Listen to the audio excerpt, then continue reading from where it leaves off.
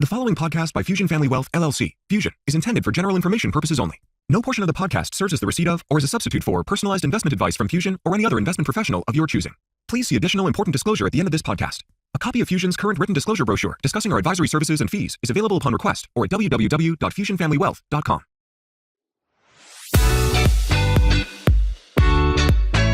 Welcome to the Crazy Wealthy Podcast with your host, Jonathan Blau.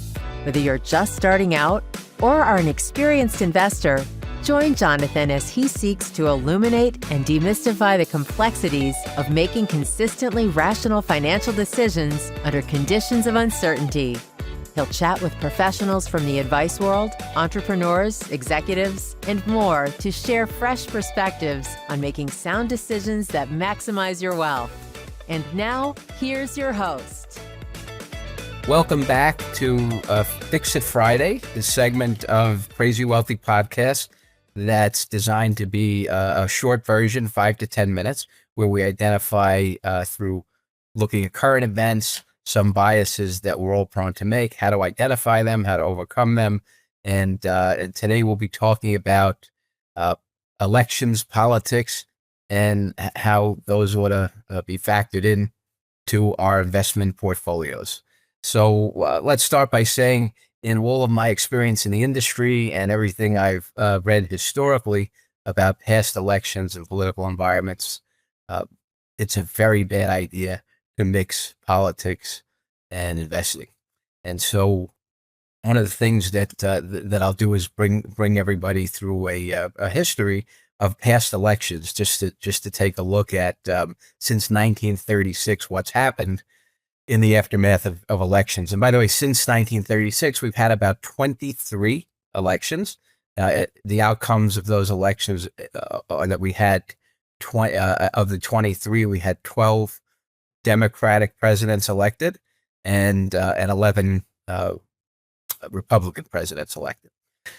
So what's interesting is the average return for the 10-year periods where returns are available. What I mean by that is, of the 23 elections, there are 20 of the elections where there are 10-year track records that we can look at for the return of the Standard & Poor's 500 index, for the return of stocks broadly in the U.S. And under the Democratic regimes, we saw returns that averaged 10.7% annually. And under the Republican regimes, we saw returns that averaged 10.5% annually. So there's no meaningful difference in the long-term averages of returns under either the Democrat or Republican regime. And what's interesting is there's only been one 10-year period of the 20 that have available track records where we didn't have a positive return. And that was the 10 years where the younger George Bush was the president. And that was from 2000 to 2009. And that had really nothing to do with the president's political affiliation, more than the fact that that decade from 2000 to 2009 saw the dot-com bubble burst, followed by the 9/11 terrorist attacks, and then 4 or so years later followed by the worst financial crisis in modern times, the global credit crisis. So, and by the way, the 10-year period that I'm referring to, the returns were flat. What's interesting is the best returning 10-year period was the period from 1988 to 1997, and that was George W. Bush Sr., coincidentally. And during his 10 years, the returns were about 18% a year. Stocks actually went up fivefold during that decade. So the worst 10 years and the best 10 years were attributable to the father and the son of Bush political dynasty. So that's just an interesting tidbit.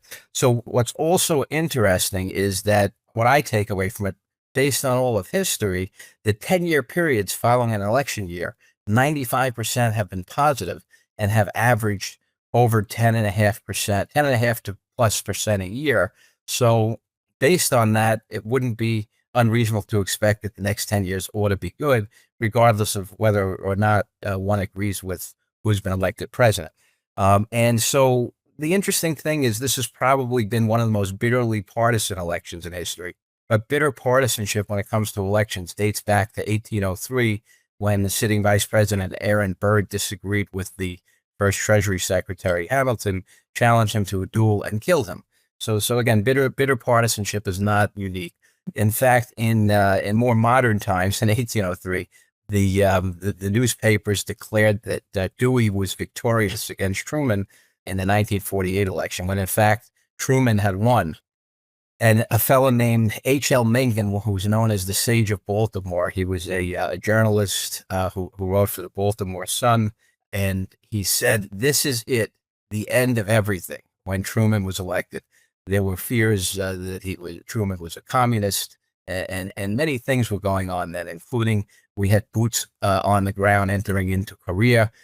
We had the Soviet Union acquiring the A-bomb, and we had fears of investigations regarding communist subversion running rampant through the country, tearing the country apart. So with all of those things going on, had one reacted to the fears, or what I call political risk aversion bias, right? Where we react to the perceived risks associated with a new political climate by selling our portfolio in response to the fears. What they would have done is they would have missed out, those investors, with all of those things that I just mentioned going on. They would have missed out on 4 of the best years historically in the markets. The markets went up by half, 50%, between 1948 and January 52, when Eisenhower was elected. And in fact, when you included dividends, went up almost 100% during that period. So mixing politics and investing has generally never been a good idea. One of the things I'm going to leave you with is a video at the end of this podcast that you'll be able to see in the notes section, where one of the wisest investors and most successful who ever lived, who fortunately is still with us, Warren Buffett, talks about his experience and perspective on politics and investing. It's definitely worth a listen. It's 2 minutes. And with that, I look forward to speaking again in a couple of weeks. Until then, wishing everyone a happy Thanksgiving. In the meantime, you can listen to these podcasts, Crazy Wealthy in general, and the Fix It segments on crazywealthypodcast.com. You can go to fusionfamilywealth.com, our website, and you can also listen on your favorite venues, everything from Apple to Spotify to iHeartRadio and all of the popular venues. Thank everybody so much for tuning in, and we look forward to having you join us on the next episode. Thank you for tuning in to another episode of the Crazy Wealthy Podcast. For more insights, resources, and to sign up for our newsletter, visit crazywealthypodcast.com. Until then, stay crazy wealthy.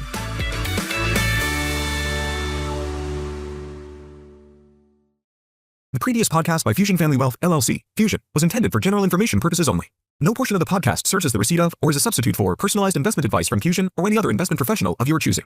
Different types of investments involve varying degrees of risk, and it should not be assumed that future performance of any specific investment or investment strategy, or any non-investment related or planning services, discussion, or content will be profitable, be suitable for your portfolio or individual situation. Neither Fusion's investment advisor registration status, nor any amount of prior experience or success should be construed that a certain level of results or satisfaction will be achieved if Fusion is engaged or continues to be engaged to provide investment advisory services. Fusion is neither a law firm nor accounting firm, and no portion of its services should be construed as legal or accounting advice. No portion of the video content should be construed by a client or prospective client as a guarantee that he or she will experience a certain level of results if Fusion is engaged or continues to be engaged to provide investment advisory services. A copy of Fusion's current written disclosure brochure discussing our advisory services and fees is available upon request or at www.fusionfamilywealth.com.